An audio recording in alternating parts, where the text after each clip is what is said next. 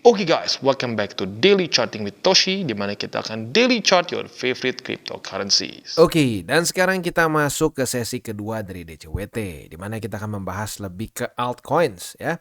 Buat lo yang sedang mencari info mengenai BTC dan Ethereum, bisa geser ke video gue yang sebelumnya, yaitu sesi pertama yang gue sudah upload jam setengah 12 tadi ya. Nah, oke, sekarang kita bisa lihat dalam 24 jam terakhir ada penurunan sebesar 2,27% secara overall dengan total market cap mencapai di 1,67 triliun US dollars. Untuk Bitcoin dominance masih sama seperti pagi tadi ya, dia meningkat sebesar 0,19%, volume berkurang sebesar 1,72%. Nah, untuk Bitcoin ya masih kurang lebih sama ya dengan Ethereum. Untuk altcoins nih, kita lihat BNB terjadi koreksi sebesar 1,2% kalau kita bulatkan. Dan sekarang trading di angka 322. Lalu untuk Cardano terjadi koreksi sebesar, ini bukan koreksi maksudnya masuknya ke dump ya. Dump sebesar 6,72% dan sekarang trading di angka $61. Untuk AVAX 2,5%-an ya, nggak terlalu ekstrim gede. Yang mungkin gede lagi adalah Polygon Matic, dia terkoreksi atau mungkin masuknya udah ngedump ya kalau 5%. Dan dia sekarang trading di angka 98 sen ya, berarti sedikit di bawah dari $1. Kemarin kan $1 lebih berapa? 5 sen gitu. Sekarang udah mulai di bawah dari $1 lagi ya. Oke, nah selanjutnya kita akan geser dulu ke satu analisa di Twitter ya. Dan juga buat lo yang belum follow Twitter kita, ya silahkan bisa follow ya di @toshicryptoindo, di mana kita akan membahas segala sesuatu yang berhubungan dengan kripto dan arguably juga untuk secara financial in general ya, finance world in general ya. Nah, ini kita balik lagi ke awal tahun ya. Kan gue udah bilang nih, kita ada satu pattern yang rapih banget dari awal banget, dari 2011 bahkan ya. Jadi kalau kita lihat di sini biasanya akan terjadi apa ya, kecuali malah lucu sebenarnya di 2011 yang aneh di awalnya, sisanya rapih ya. Jadi 3 tahun bull market, 1 tahun bear market ya.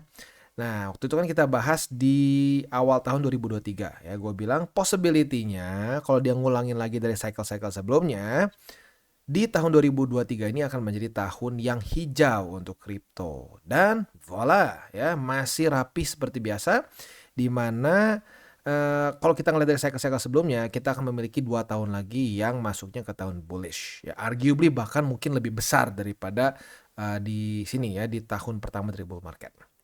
Oke, nah jadi tinggal kita lihat nih mungkin ya, tinggal beberapa hari lagi soalnya Desember akan berakhir. Nah, sekarang kita akan langsung geser ke TA kita.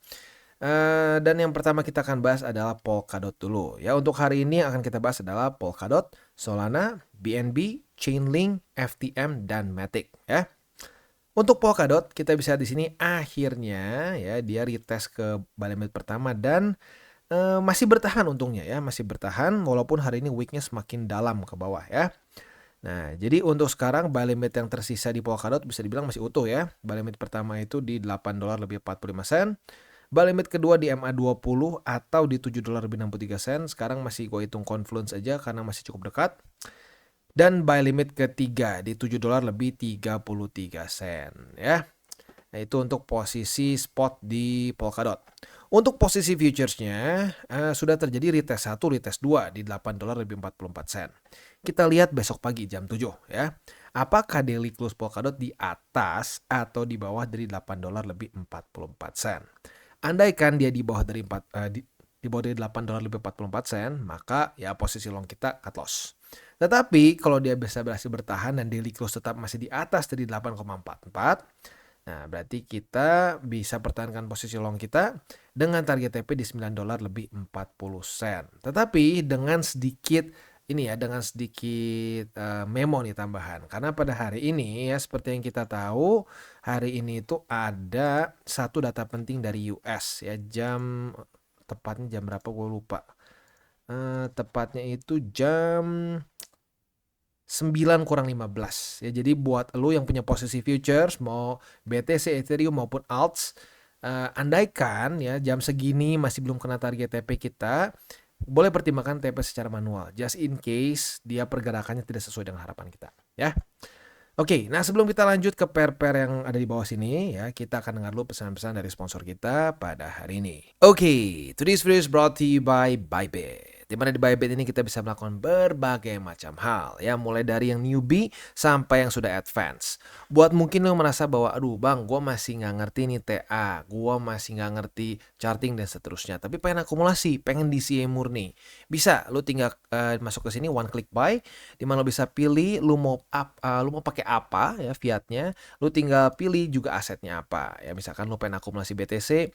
Misalkan setiap hari Senin jam 7 pagi, misalkan gue pengen akumulasi BTC sebesar 100 ribu rupiah misalkan ya, lu bisa langsung lakukan di sini, bisa peer to peer, bisa Dana, Bank BRI dan lain-lain. Ini gila ya, bisa pakai BCA Mobile dan seterusnya. Jadi Bybit ini memang cocok banget buat orang-orang yang tinggal di Indo ya, bisa langsung pakai bank-bank yang memang sudah biasa kita pakai di Indo ya.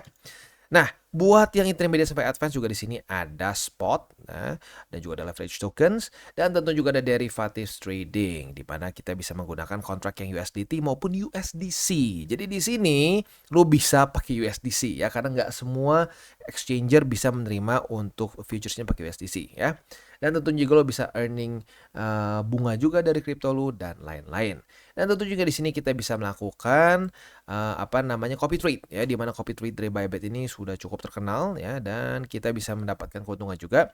First copy trade kita bisa ada protection 100 USDT loss coverage ya, dan seterusnya ya. Jadi buat lo yang tertarik bisa silakan pakai. Klik di link referral kita di bawah. Dan sekarang kita masuk ke Solana. Untuk Solana ya, setelah berapa lama nih? 1, 2, 3, 4, 5, 6. 6 hari berturut-turut bullish candle.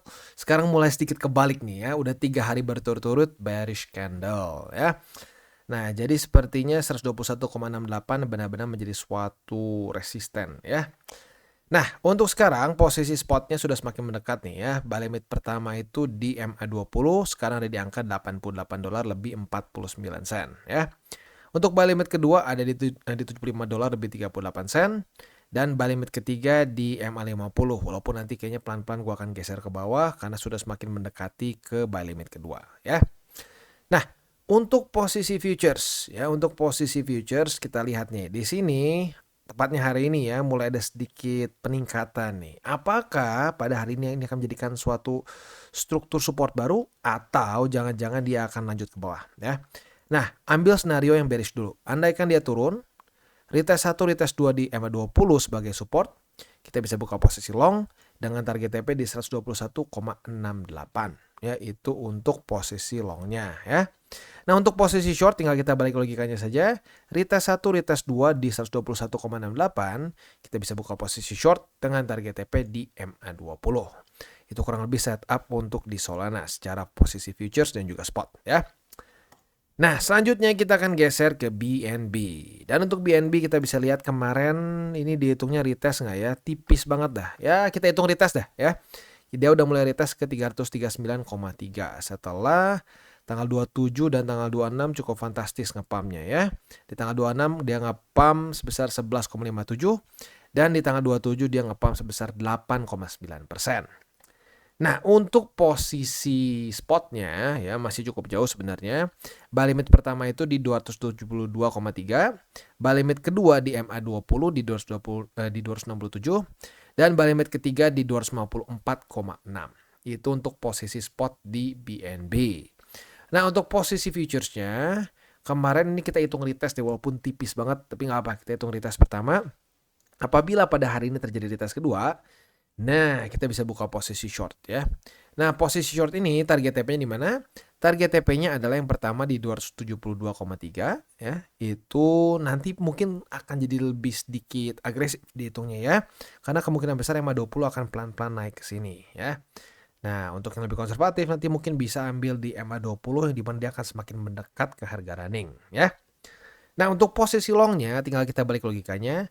Nanti apabila terjadi retest 1, retest 2 antara di 272,3 atau di MA20, kita bisa buka posisi long dengan target TP di 339,3. Itu kurang lebih untuk di BNB.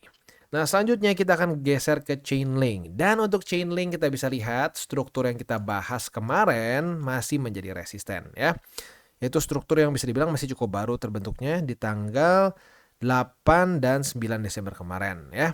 Jadi kita bisa lihat kembali nge-wick dan ke-reject. Jadi untuk posisi spotnya ya sekarang untuk Chainlink masih di sini ya, mesti di daerah sini sih. Buy limit pertama dan kedua gua satuin aja di EMA 20 atau 50 karena confluence-nya super dekat ya. Dan mungkin buy limit keduanya kita juga bisa pertimbangkan di sini ya, di struktur sini, yaitu di 13,97. Jadi itu untuk posisi spotnya. Untuk posisi futures, apabila pada hari ini terjadi retest kedua di sini di 16,93 ya, kita bisa buka posisi short dengan target TP di MA20 ya. Itu untuk posisi shortnya ya. Untuk posisi long tinggal kita balik logikanya. Retest 1, retest 2 di MA20 atau di MA50. Kita bisa buka posisi long dengan target TP di 16,93 ya. Jadi kurang lebih seperti itu setup untuk di Chainlink ya. Selanjutnya kita akan masuk ke Phantom. Nah, Phantom kita udah cukup lama nih nggak bahas ya, karena memang secara struktur dia kemarin ngepump banget dan udah cukup lama tidak mengunjungi MA20 di sini ya. Jadi untuk struktur terbaru yaitu ada resisten di sini ya, di sekitar berapa nih? Angkanya itu di 0,55 ya. Nah, untuk support terdekat adalah MA20. Jadi untuk posisi futuresnya, untuk posisi spotnya simple ya. Buy limit pertama di MA20, buy limit kedua di struktur sini ya, yang terbentuk dengan cukup rapi sebenarnya ya. Di tanggal berapa nih? Tanggal 17 dan 18 ya. Nah, ini untuk buy limit kedua. Buy limit ketiga masih bolehlah MA50, tetapi kayaknya bentar lagi akan confluence dengan buy limit kedua ya. Itu untuk posisi spotnya. Untuk posisi futuresnya ya, apabila terjadi retest 1, retest 2 di MA20 sebagai support, kita bisa buka posisi long dengan target TP di 55 sen atau kalau mau dibulatkan ke 56 sen boleh ya. Itu untuk target TP posisi long kita. Untuk posisi shortnya for now masih di sini. Berarti apabila terjadi retest 1, retest 2 di 56 sen, kita bisa buka posisi short dengan target TP di MA20 ya. Jadi kurang lebih seperti itu setup untuk di Phantom. Dan yang terakhir kita akan bahas mengenai Matic. Nah, untuk Matic sendiri ada struktur baru terbentuk ya di sini ya, baru terbentuk literally fresh banget from the oven ya. Berarti baru tanggal 27 dan tanggal 28 Desember kemarin. Ini resisten baru.